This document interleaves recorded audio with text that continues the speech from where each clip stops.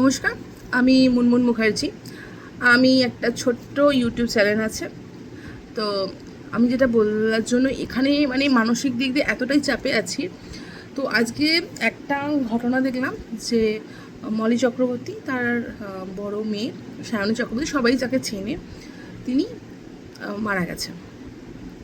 তো সেইটাকে নিয়ে আমি ফেসবুক, ইউটিউব যাই বলুন না কেন, লোকে এত পোস্ট করছে, এত বেশি করছে, বলার মতো না। এটা হয়ে গেছে কন্টেন্ট, পুরো কন্টেন্ট। একটা বাচ্চা মেয়ে কী কারণে মারা গেছে জানি না, তার ফ্যামিলি থেকে কিছু বলা হয়নি। সে হয়তো রিলেশনশিপের জন্য হোক, যাই হোক, তাকে নিয়ে পুরো কন্টেন্ট বানাচ্ছেন। আপনারা হয়তো বলবেন আমিও তো বানাচ্ছি, কিন্তু আমার প্রথমত হচ্ছে খুব ছোট্ট চ্যানেল, না মনিটাইজেশন আছে না কিচ্ছু আছে, আমার কোনো আর্নিং নেই, কিচ্ছু নেই। আমি একজন সন্তানের মা, তো আমি দেখতে পাচ্ছি না। আমার কিছুক্ষণ আগে একটা দেখলাম, তার যে মারা গেছে তার মুখের ছবিটা দিয়েছে। নোংরামো একটা সীমা থাকে। একজন মা তার সন্তানকে হারিয়েছে, যার বয়স আনুমানিক 20 বা 21 বা ওর থেকেও ছোটো, সবে একটা পাশ করে LLB পাশ করে সে একটা জায়গায় দাঁড়ানো। মার কত আশা ভরসা সব চলে গেল, জানি না কিসের জন্য। আমারও সন্তান আছে, আমার মেয়ে সন্তান আছে, তাকে নিয়ে অনেক আশা ভরসা অনেক কিছু আছে। তার মা সব চলে গেল। তার সন্তান বুকের জিনিস, তা কত কষ্ট করে আগলে তাকে বড় করেছে, তাকে নিয়ে কন্টেন্ট।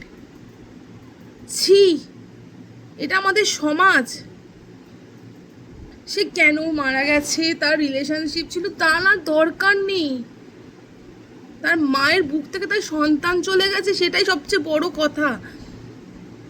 ওটাকে নিয়ে কন্টেন্ট বানিয়ে ফোন খোলা যাচ্ছে না। যারা হয়তো চেনেও না, তারাও একটা সুযোগ পেয়ে গেছে কন্টেন্ট বানিয়ে আমি রোজগার করব।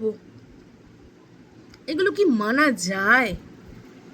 যারা করছেন ছবি দিয়ে দিয়ে লাস্টে তো দেখলাম তার যে মারা গেছে তার মুখে যে ছবি সেটা পর্যন্ত দিয়ে দিয়েছেন। এত লোভ পয়সা, এত লোভ। তার মা কি অবস্থায় আছে না আছে, তার প্রোফাইলের মধ্যে এত তার মেসেজ যে কি হয়েছিল, কি করে, এত কৌতূহল কেন, এত কেন? নোংরামোর সীমা থাকে একটা। এত কন্টেন্ট, এত একটা মেয়েকে নিয়ে, যে মেয়েটা চলে গেল, যার সবে জীবন শুরু, একটা জায়গায় এসে শুরু হচ্ছে, তাকে নিয়ে কোথায় এসে দাঁড়িয়েছি আমরা, একটু বলবেন?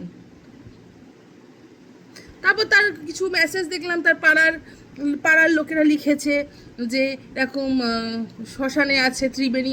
কেন, কি দরকার? এত ইনফরমেশন কে চেয়েছে? আমি তো একটা মা হয়ে সহ্য করতে পারছি না। তাহলে আপনারা কীভাবে কন্টেন্ট বানাচ্ছেন বা এটাগুলো করছেন কি করে, আমি বুঝতে পারছি না। ইনকামের জন্য এত লোভ, কি বলবো, মানসিক চাপটা আরও বেড়ে যাচ্ছে। একে তো দেখছি যা অবস্থা কলকাতায় যা হচ্ছে, বাচ্চাদের সাথে যা হচ্ছে, আরও এগুলো কি কন্টেন্টের জিনিস? প্লিজ জানাবেন এটা কি, এগুলো কন্টেন্টের জিনিস হয় কি না। আমি না তখন থেকে এটা কোনো পোস্ট, শুধু দেখবেই ফোন খুলছি, সঙ্গে সঙ্গে আসছে, ফোন খুলছি আসছে একটা বাচ্চা মেয়ে, এমন কিছু বড় না যে ঘাটে যাওয়ার সময় হয়ে গেছে আমার নোংরা কথা। নোংরামোর একটা সীমা থাকে, এটা রাখুন।